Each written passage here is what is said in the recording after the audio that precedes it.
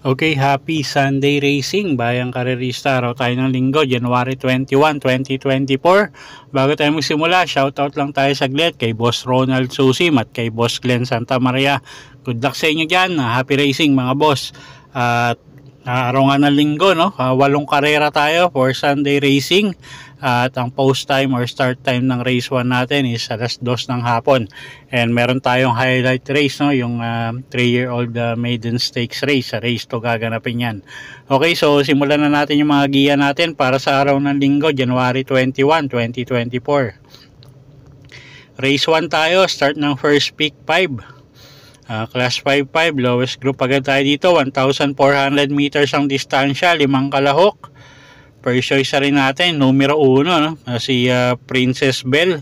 At sasakyan nga yan ni JD King Flores. At pag nauna to, tingin ko malaki panalo. Although nandito yung numero 3, no? Na siya na rin yung second choice nga natin. Ito kasi si Princess Belle, pwedeng iuna, pwedeng isunod. Okay, so second choice rin natin yung numero 3 na si Meet Me in the Corner, si Espare Jr. Yung sasakay dyan, siya yung may best time dito para sa distansyang to. At consistent naman si Kabayo, lumalaban palagi sa unahan.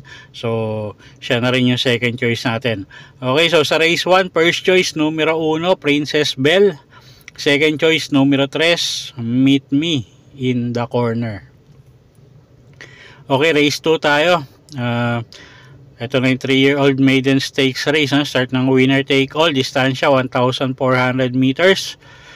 Okay, first choice natin yung nanalo ng trial, numero 2, Batang Manda, Pati Dilema, yung re-renda dyan. At medyo hugando naman siyang nanalo ron, no? Pero syempre mga unang takbo to, mga kalahok dito. So anything can happen, ika nga. So kuha tayong second choice, yung couple entering numero 1, si Ruby Bell at si Pete Bell. At sasakay niya ni JB Hernandez at ni Mark Angelo Alvarez. Okay, so sa race number 2, first choice nga natin, numero 2, Batang Manda.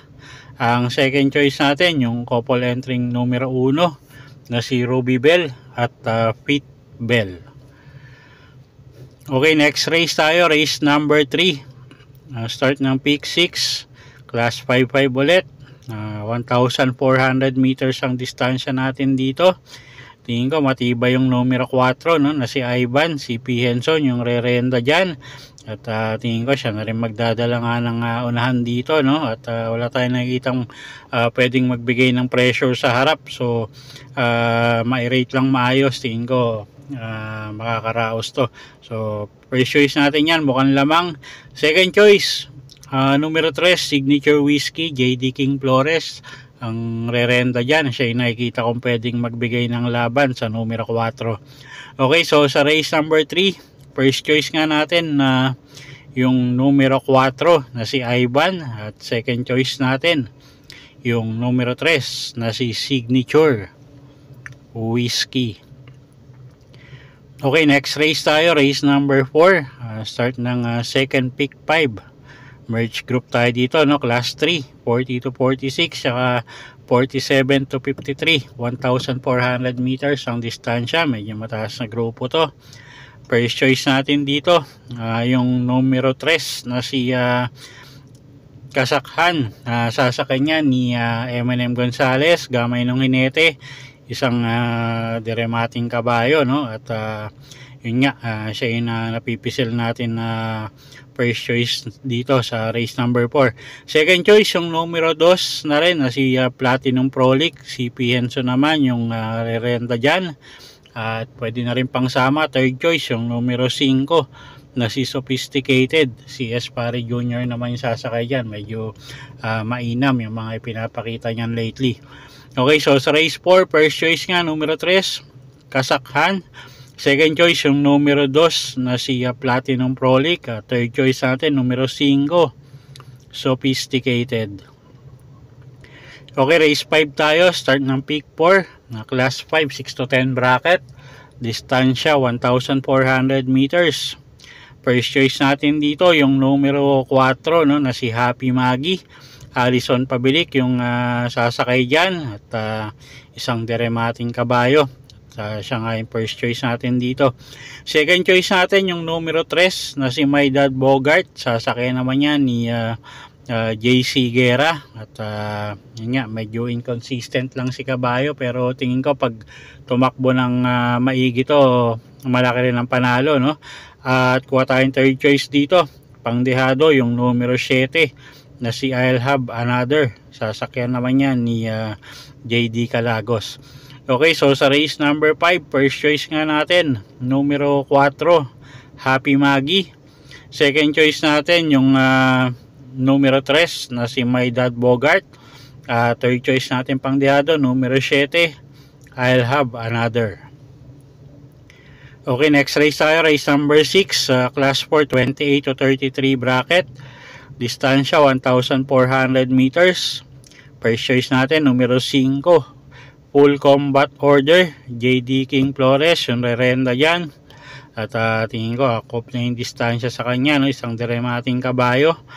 At huwag lang masyadong maiwan, tingin ko malaki panalo niyan.